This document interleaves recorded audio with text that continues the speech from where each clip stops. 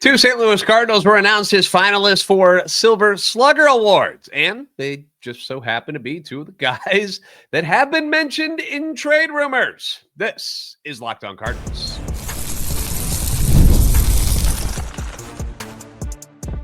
You are Locked On Cardinals, your daily St. Louis Cardinals podcast, part of the Locked On Podcast Network, your team every day. Hey there, Cardinals fans. I'm JD Haffern, a former national radio sports anchor, born and raised in St. Louis, Pattonville High School, by the way, in case you're wondering. Lifetime Cardinals fan, and I am your host for Locked On Cardinals, part of the Locked On Podcast Network, covering your team every day. Big thank you to all our everydayers for being here with us throughout the season and into the offseason. For those of you who are new, welcome aboard, everybody. Hope you enjoy the content. This is a show serving Cardinal Nation and giving the best fans in baseball all of the info about the birds on the bat. Today's episode brought to you by FanDuel. Right now, new customers can bet just $5, and if your bet wins, you'll get $300 in bonus bets to use across the app, so download the app today. Today's episode, after what Shohei Ohtani did in Game 4 of that NLCS, I wanted to take a look back and check out some of the best games that I remember seeing involve Cardinals players. Offensive games, we're not going to be talking pitching, but we're going to go with the offensive side of things. But I don't know, it's always fun to go down memory lane and reminisce about some of the great games that we have seen in the past. So we'll do that, some one-man wrecking crew type of games. We're going to do some Cardinal Confessions. We'll discuss some of the free agent pitching comments that I got from Monday's show. We'll begin today, though, with the announcements of the NL Silver Slugger Award finalists. And would you look at that? We got a couple of Cardinals who have made the cut. Congratulations. Going out to Alec Burleson and Brendan Donovan, who were both the finalists in the utility spot for the National League. Winners will be announced on November 7th.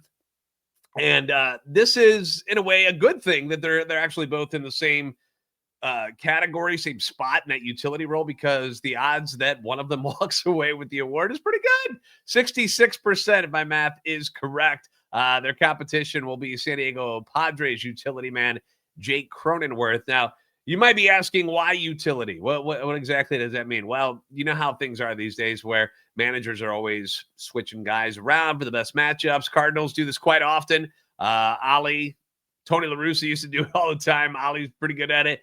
Finding spots for guys to play to get the best offensive lineup that they can ready to go.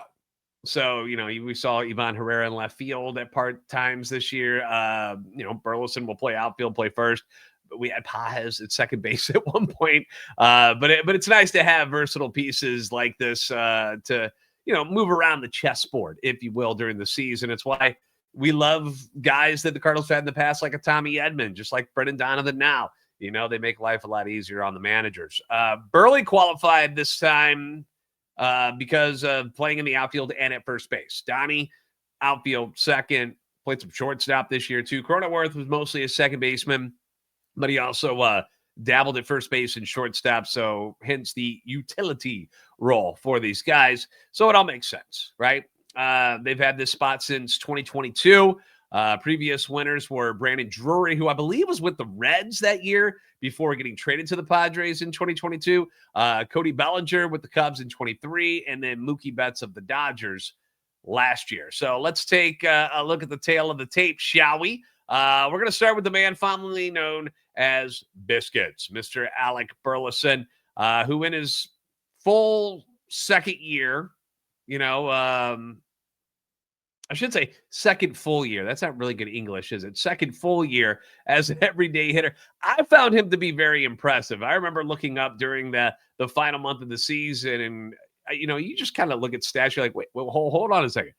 Alec Burleson is inching closer to the top of the batting average list in the National League. He's up for a batting title? Wait, when did this happen?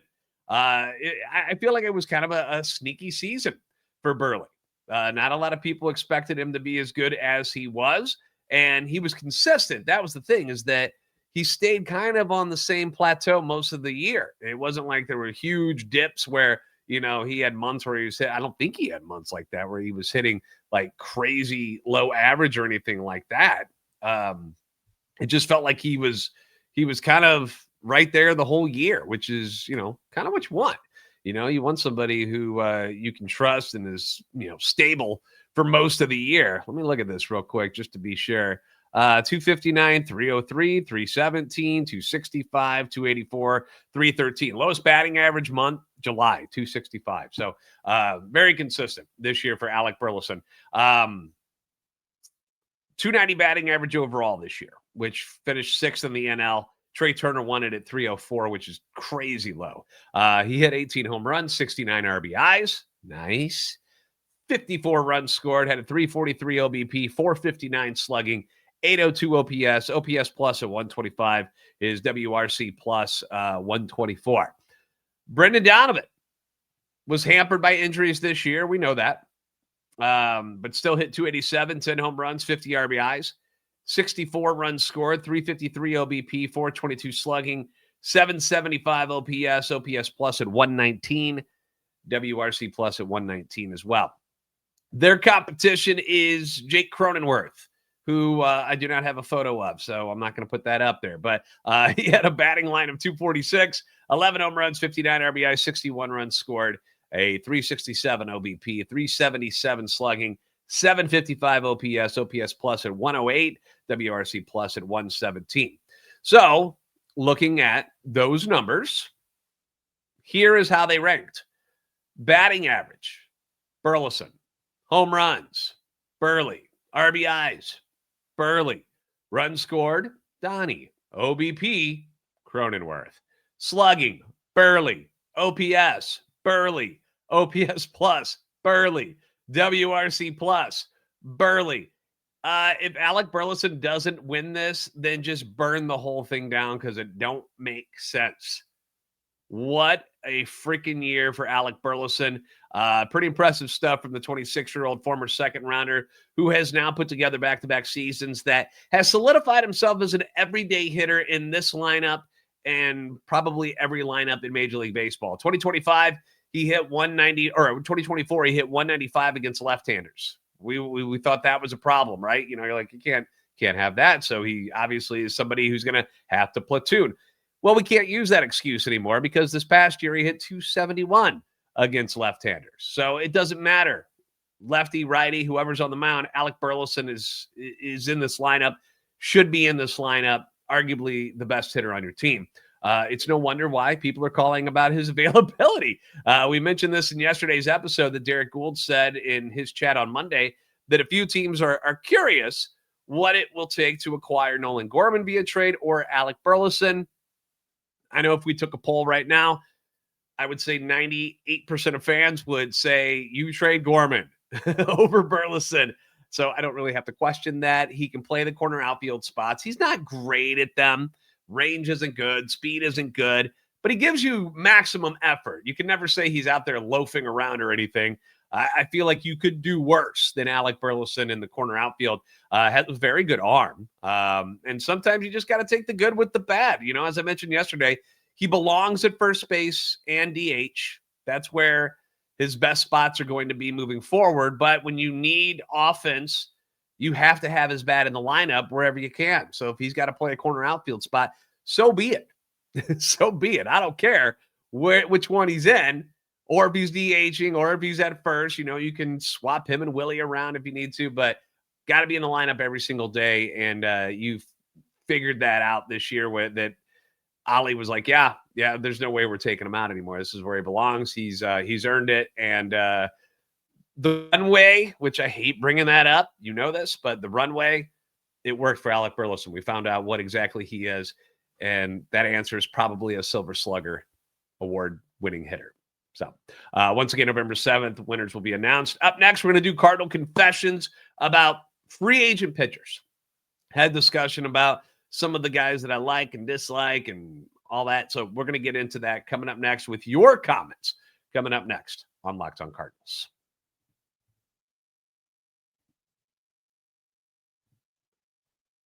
Let's be honest, most of us can't even name all our financial accounts, let alone what they're worth. Between 401ks, savings, and investments, it's easy to lose track. Nobody's going to get upset at you for losing track. It's not an easy thing to do. But the problem is you leave money on the table when you do that. And that's why you need to start using Monarch. an all-in-one personal finance tool that brings your entire financial life together in one clean, easy-to-use interface on your laptop or your phone. Monarch's visual dashboards and smart tools make it so much easier to understand where your money is going and how to make it work harder for you. It is your money. You should be doing the most with it, not just letting it sit somewhere or forgetting that it exists altogether.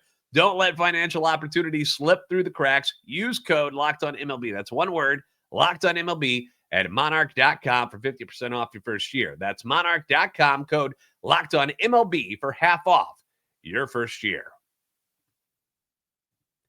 Today's episode also brought to you by Prize Picks. Every day we make decisions. Some are good, some are bad.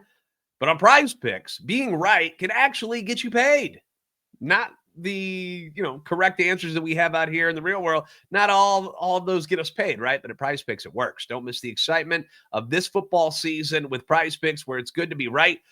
Playing Prize Picks is a lot of fun. If you haven't tried it yet, very simple to add more excitement to your football experience, whether it's Thursday night, whether it's Sundays, whether it's Mondays. You just pick more or less on player projections. Like Patrick Mahomes has been on fire recently. He's got all of his weapons back. Passing yards, something that you want to look at with Mahomes. Bijan Robinson, my favorite running back in football right now. Is he going to rush for a touchdown? Odds are, yeah, he's going to score one. He's pretty good. You put those in and you're in the game. I love how quick it is. It's very simple. You make your lineup in order in like under a minute. It doesn't take long at all. They've also added stacks. So if you want to ride it with a player like, say, a dual threat quarterback like a Lamar Jackson who's coming back, you can do that. You can select his passing yards, rushing yards, and touchdowns all in one lineup. They've also got the injury reboot feature. So if an injury happens early on, it won't count against you. Download the Prize Picks app today and use code LOCKEDONMLB. You're going to get $50 in lineups after you play your first $5 lineup. That's code LOCKEDONMLB for $50 in lineups after your first $5 lineup. Prize Picks. It's good to be right.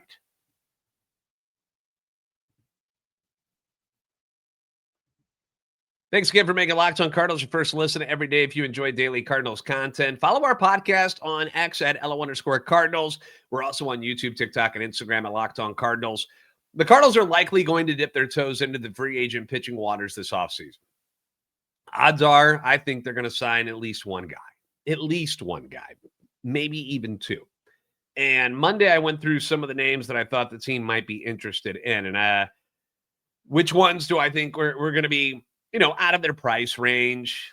They're not going to give the years to these guys. And we got plenty of feedback on who fans want and don't want them to sign this offseason. So it's time for another session of Cardinal Confessions. This is where I read your comments and we have a little discussion about it. So a lot of people writing that they're not going to spend any money whatsoever. No, they will.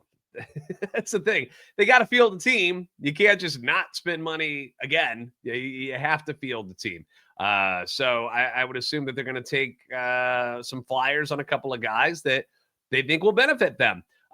Who they are, though, there's some opinions here. First one here.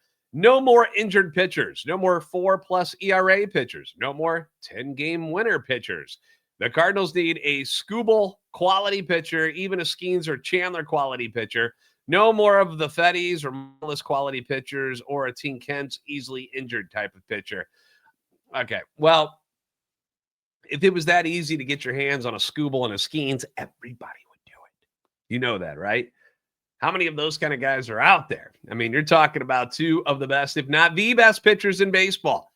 Those could be the Cy Young winners this year in the American League and National League. Not exactly the easiest thing to go out and get. And the funny part is that Skubal might be available via trade this offseason. But to get him, you're going to have to part with, I don't know, J.J. Weatherholt, Alec Burleson, Jordan Walker, Quinn Matthews. It's going to take a haul. And you can get him if you're willing to do that. But the next problem is you got to sign him. Yeah. And he's going to test the free agent markers because guess who he's a client of? That's right. Scott Boras. Yay. Like this isn't going to be a pain in the butt for anybody who's trying to get their hands on Tarik Skubal in free agency. So if I'm Detroit, I'm fielding calls on Tarik Skubal because why wouldn't you? Because somebody could offer you a crazy package. And if you don't feel like you're going to be able to sign him, then you might want to pull the trigger on that. But if I'm Detroit, I'm extending this guy. Like, this is arguably the best pitcher in baseball. So give him what he wants, move on, and enjoy the fruits of your labor. Skeens is stuck in Pittsburgh until he says he wants out, until he refuses to pitch there for them anymore, which could be soon if they don't start winning. But it's why the Cardinals are putting an emphasis on player development again, because they've seen what they've have and what they've been able to put together the last couple of years, and it hasn't been very good. Like, the well has been dry. So they're doing it again, because acquiring talent like these guys that you mentioned, or signing talent like that in free agency, it's so expensive. It's such a risk. And you're also competing with major market teams who just have more resources than you do. And it puts you at a disadvantage. So drafting and developing your own talent, Liam Doyle is the first top 5 pick they've had since 1998. JD Drew was the last one they had. So let's see what they can do with him. Let's see if they can develop him and make him into a Skubal or Skeens type of guy. Make him into a stud. But you also got to be able to hit on lower picks too, because Skubal wasn't a first-round pick. Skubal was a 9th-round pick. So you got to be able to develop some of these other guys, the Eshawn Hendersons and the Quinn Matthews and the Motts and, some of these other guys. It sucks that there were so many injuries in the minors last year, because, Cole Roby, I was so pumped for it. That really bummed me out when he went down. Cooper Jerpy obviously is just an awkward looking pitcher, which is going to cause problems for other teams. Sim Robertson went down as well. Hintz has never been able to stay healthy. I don't know what's going to happen with him, but I get it. I get your frustration. You want a stud. You want a primo, top of the line guy, and getting your hands on one of those guys is not easy. So you got to develop him. So he's already, under your control. You know what I'm saying? So that's what hopefully they'll be able to do with Liam Doyle. He's the first one we're looking at. Walker Buehler pitched for the Dodgers and Phillies. He seems like a Cardinal pick to me. I wouldn't mind a 1-year deal for Max Scherzer, but a trade would probably be an avenue as well. Yeah, Buehler is an interesting guy. He's an option. I wonder if someone overpays for him just because of his name, just on his name alone, because 3 years ago, something like that, he looked like he was going to be one of the best right-handers in baseball, and then the injuries got him, and he's still kind of coming back from that. Did not have a good experience with the Boston Red Sox, was much better in Philly. He's a guy I'd certainly reach out to and contact and gauge his interest, especially after how much better he looked in Philly after getting dropped by Boston. So that's a guy. But again, I think because of the name Walker Buehler, people are going to be willing to overpay for him. It's just kind of how it is. He's a known commodity who was very, very good not that long ago. The Max Scherzer stuff, I think, is just a pipe dream, to be honest. If the Cardinals were at a more competitive spot right now, I think it would be more realistic. But I think Max loves winning too much. He's not trying to go to some mediocre team, which is what the Cardinals are right now here in the twilight of his career. Just doesn't seem like something he'd do. I could be wrong. Maybe the idea of coming home and playing for St. Louis is something he wants to accomplish before he retires. I just wouldn't hold my breath. I wouldn't hold my breath. Here's another one. My wish list. Trade Sonny Gray, get what you can. Buy a ticket for Miles Michaelis to retirement. Sign one of the free agents, Dustin May. Put Palante back in the bullpen with May, Liberatore, Kyle Leahy, Michael McGreevy, Quinn Matthews. Add Doyle to the mix, plus Henderson, Roby, and Robertson. Bullpen, JoJo, Palante, Kings, Fonson, O'Brien, plus 2 more. If you're going to be average young. Well, Robertson and Roby are out. So scratch them off your list because they got hurt last year. And they're probably Roby, I think for sure is out for the year. Robertson, I would assume is as well. So they can't do you much good. As far as the free agents goes, I love me some Dustin May. I'm a fan of him, dude. This is what he look. The fact that he gets injured a lot sucks. He's the injured guy that I would take a chance on, though, because I've seen how nasty he can be. Like the movement, the arm angles. It's just like he just looks so difficult to hit to me. Came up with a great organization in the Dodgers. The injuries are a real thing, though. A lot of elbow problems in his career. Tommy John in 21, flexor tendon surgery in 23. Had some forearm stuff going on this past year. Even had an esophagus injury. And I know it's a freak injury, but that's how injury prone this dude is. Had an esophagus injury, which had to be scary as hell. Apparently a piece of salad got stuck in his throat. And he had to have emergency throat surgery. Imagine just eating a salad and getting injured eating a salad. That's what happened to Dustin May. He's a risk, but 28 years old, made a career high 23 starts this past year. He's a lottery ticket for sure that I think is worth taking a chance on. I would sign up for some Dustin May. That's just me though. I've also, said, hey, you should go sign this injury risk guy. And maybe it doesn't work out so much. I was nervous about Carlos Rodon, Tyler Glasnow when we were talking about those guys. And Rodon stayed relatively healthy, I think, since he's been in New York. But Glasnow's been in and out of the lineup for the Dodgers. But it's pitching, man. Pitching, the risk is always going to be there on pitchers. There's nobody where you can just say he will never get hurt. It doesn't happen. People always get hurt some way, some shape or form. Whether it's, you want to stay away from the elbows and the arm issues and the shoulder problems, but, there's obliques and there's hamstrings and it just, there's a lot that can go wrong with these starting pitchers. So, there's nobody that's just like risk-free that there's no doubt they'll never get hurt.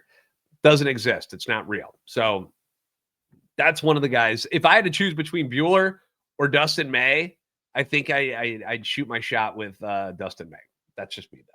But let me know down below what you guys think. Thank you for all of the comments. There's tons of them, which I can't get to all of them every episode, but we'll keep rolling them out in Cardinal Confessions. So keep responding to each episode. Maybe we'll use your comment next time. Up next, Ohtani had an NLCS MVP winning performance. One game, one MVP in Game 4. To sweep the Brewers. And it got me kind of thinking, you know what? I want to get nostalgic. I want to go down memory lane and go look at some Cardinal games from the past. Remember some of them that I've witnessed growing up that, were just so impressive. So we're going to go through a couple of those coming up next on Locked On Cardinals.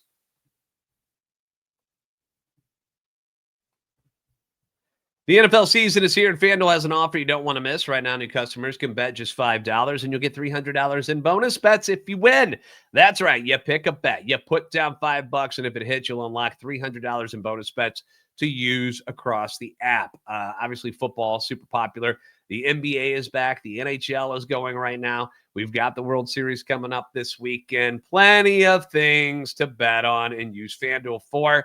So many different ways to play. Parlays, player props, live lines during games. Thursday Night Football this week. Vikings and Chargers. A lot of good players. Justin Jefferson, Keenan Allen, Justin Herbert. A lot of good players to choose from in that one. I think Carson Wentz is going to start again for the Vikings. So whether you're a casual fan or you love diving into stats, FanDuel makes watching football even more exciting when you got a little something riding on the action. So what are you waiting for? Visit FanDuel.com to download the FanDuel app today and get started. Today's episode also brought to you by Rougiette. Let's be real, making excuses just doesn't solve anything. You've heard them before. It's stress, or you're tired, or it happens to everyone sometimes. But when it comes to performance, sometimes your body just needs a little extra support, and that's where Rougiette comes in. Rougiette.com offers fast-acting doctor-prescribed treatments for ED, and it's designed to help you stop making excuses and start making moves. Get back on the field, boys. Rougiette makes it simple to get started. You just connect with a board-certified doctor, and it's 100% online, which is great because guys don't like going to the doctor. Never have, never will. So don't have to worry about that. No awkward waiting rooms, no in-person appointments. It's all 100% online. And if you're prescribed, your treatment ships discreetly straight to your door. Only you knows what that is. The process is fast. It's simple. It's private, and it's all handled by real doctors. It's about confidence, connection, and getting back to the moments that matter. So visit Rougiette.com. That's RUGIET.com/LockedOnMLB to get 15% off your first order. That's RUGIET.com/LockedOnMLB. And don't forget to use the code LockedOnMLB so they know that we sent you. Rougiet, stop making excuses and start making moves.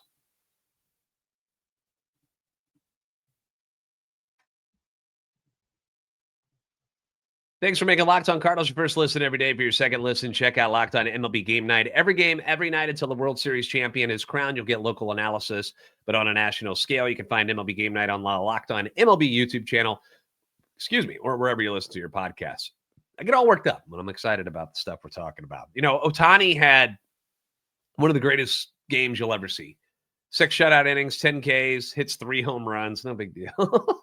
This is the Dodgers' number 4 pitcher, by the way. Perhaps the best game you'll ever see in baseball history because nobody pitches and hits. So to go off like that and do it in the playoffs, it's unheard of. It wins the NLCS MVP because of it. But it got me thinking about the best offensive games that I've ever seen, that I've ever witnessed as a Cardinal fan. And the first one that came to mind was Albert Pujols against the Cubs. July 20th, 2004. Cardinals are getting clobbered. Like I remember, it was 7-1 early on. Like Matt Morris was on the mound, and the Cubs were just raking him, just crushing him. And it seemed like it was going to be one of those days. And it's so disappointing, especially against the Cubs. You're like, oh my gosh, it's good. We got 9 innings of this. They're down 8-2 in the 6th inning. Everything feels like it's lost. But then the Cardinals come back to life, and they do it behind Albert Pujols, who ends up going 5 for 5, 4 runs scored, 3 home runs, 5 RBIs. They beat the Cubbies by a score of 11-8. It was beautiful, especially because it's against the Cubs. And that made me think of the Matt Carpenter game against the Cubs on that rainy day. I didn't realize this until I looked it up to make sure. Also took place on a July 20th, but this one was in 2018. But how weird is that? They both were on July 20th. But Matt Carpenter goes 5 for 5, 3 home runs, 2 doubles. So he has 5 extra base hits, 7 RBIs, and 16 total bases in the game. And that was the year where Carpenter was making the salsa and out of nowhere ends up hitting 36 home runs that year. Like, it was unreal. Like, we were watching, we're like, what? Because we're all talking about how, like, man, this Carpenter guy, maybe that's not gonna work out because he had a really bad start to the year and then just goes on a tear. But that was a good day and it was a weird day because it was like rainy and then it would like lighten up and everything would be fine. And then it'd be rainy again. Like, it was just looked like it was going to be a miserable day. It was miserable for the Cubs, I'll tell you that, because the Cardinals ended up beating the snot out of them that day. But as great as those 2 games were, because then I'm thinking, all right, 3 home run games. Hold on a second. Mark Whitten. As great as those 2 days were, and they're extra special because they were against the Cubs, but the one that sticks out to me the most was the game that was put together by hard-hitting Mark Whitten against the Cincinnati Reds. And this was on September 7th, 1993. The teams played a doubleheader that day. Reds win the first one, 14-13. Cardinals missed their extra point on the second touchdown, lost 14-13. Whitten played in that game, and he went 0 for 4 with 1 RBI. So he wasn't even a part of 13 runs in game 1. Things were very different in game 2 when Whitten went bonkers, going 4 for 5 with 4 home runs and 12 RBIs. He had a grand slam in the first inning, 3-run home runs in the 6th and the 7th inning off the same pitcher, Mike Anderson, and then a 2-run shot off of Rob Dibble in the 9th inning. I mean, it was unbelievable.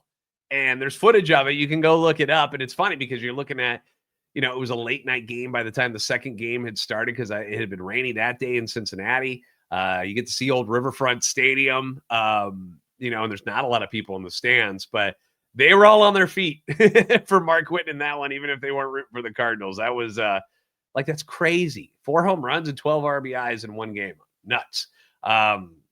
Before my time, Jim Bottomley apparently had a big game, 12 RBIs for the Cardinals in a game against the Brooklyn Robins in 1924, 6 for 6 with 12 ribbies. That's a pretty good day.